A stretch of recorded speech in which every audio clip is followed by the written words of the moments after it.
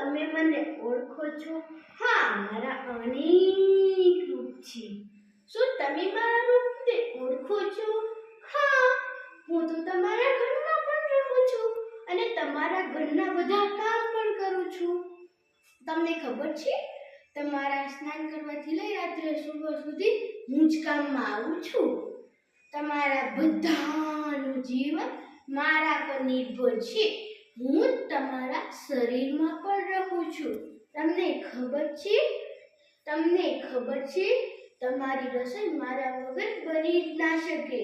જમ્યા પછી તમને મારી જ યાદ આવે. હવે તો મને ઓળખી ગયા ને? બોલો બોલો બોલો બોલો, હું કોણ?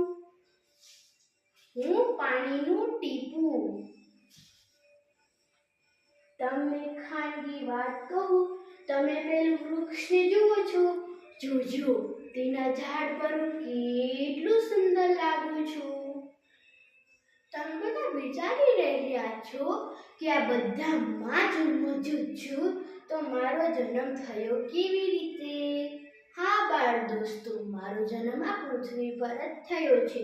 મારામાં હાઇડ્રોજન અને ઓક્સિજન સમાયેલો છે. હું જમીન પર જ છું. તમને પેલા આકાશમાં કાળા કાળા વાદળ દેખાય છે, તેમાં હું મારા સાથીઓ સાથે રહું છું. પછી તમારા સુધી આવું છું. આ જુઓ, આ પાણીની બોટલ, તેમાં પણ હું જ છું.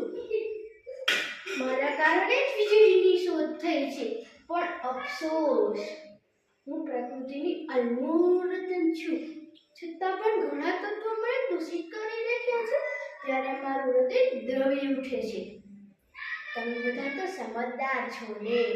તમારી સમજદારી પર તમારું અને મારું ઇંગ્લિશીય તકલીફ છે.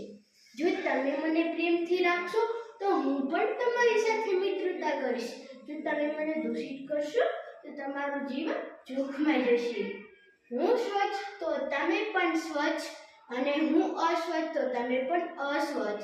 जल ही जीवन है, जीवन ही जल है, इसके बिना ना कोई हल है. अस्तु.